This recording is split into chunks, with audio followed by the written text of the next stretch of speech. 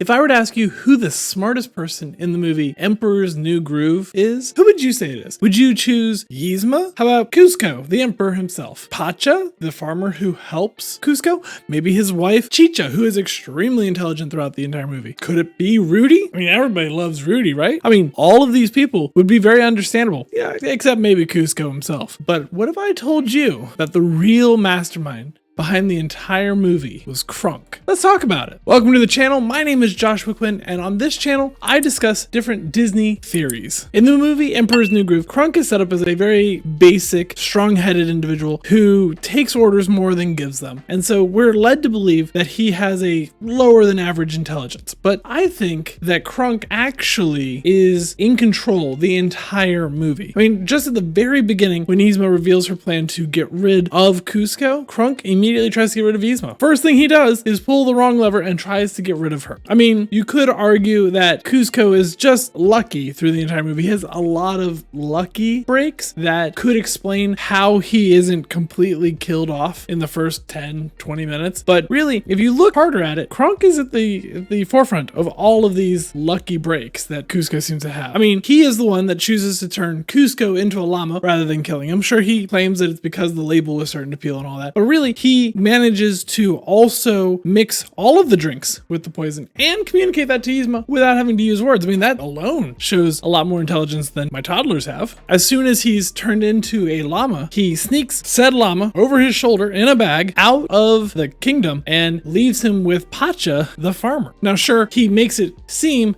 as if Pacha received Cusco accidentally, but he knew where Pacha's car was going to be. He knew that leaving Cusco with Pacha was the best choice to allow Cusco to continue to live outside of Yzma's grasp. Cusco is no longer going to be controlled by Yzma and was still safe to live out his life. Even after Yzma finds out that Cusco is still alive and they go looking for Cusco, they run into each other at the restaurant. And during their time at the restaurant, Kronk is able to take over being the chef of the restaurant without any prior experience in that particular restaurant, and is able to understand all of the menu items, know exactly what goes into each of them, and is able to read back the menu exactly as it should be and start preparing the orders. We also later find out that Kronk knew Cusco was at the restaurant, and he withheld that information from Yzma until he knew Cusco would be far enough away to then tell Yzma and have Yzma and him pursue Pacha and Cusco. There's also a squirrel scene where Kronk interviews a squirrel asking about a llama and a guy that had gone through the forest. And during that, we see him talking squirrel to the squirrel in an attempt to throw Yzma off. But even during that scene, Kronk ends up speaking English to the squirrel, proving that he wasn't actually gaining anything from the squirrel and was doing more as a ploy to throw Yzma off than he was really learning anything from the squirrel. Okay, so if Kronk really is hyper intelligent and had planned Cusco's escape from the very beginning, what does that gain him? Why would he do that? Why would he put his entire career at jeopardy just to foil the plans of his boss? Well, I think it's very important to realize that Kronk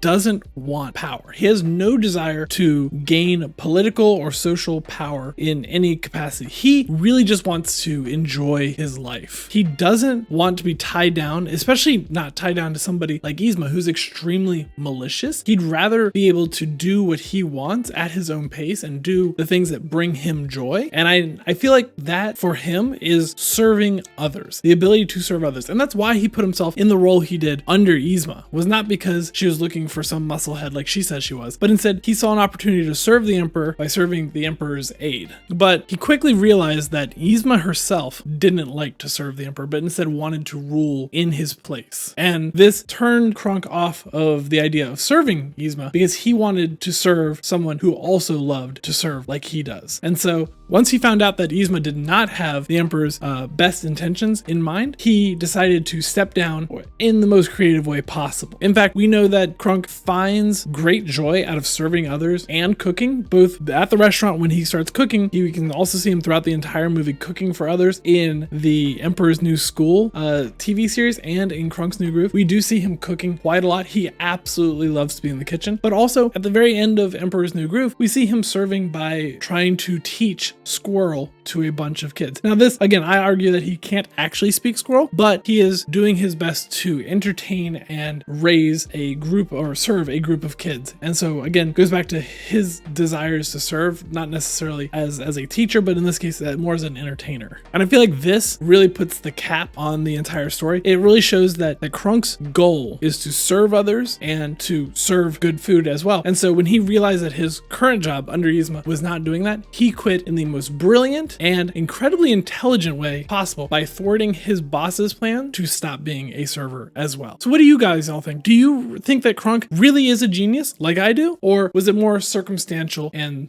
plot driven as the story writers might want you to believe? Let me know down in the comments below. If you enjoyed this video, be sure to give it a like and subscribe for more Disney theories like this. I put out a Disney theory every week. If you enjoyed this theory, check out this playlist of all of my Princess and the Frog theories, and I will see you all next week. Take care, everybody.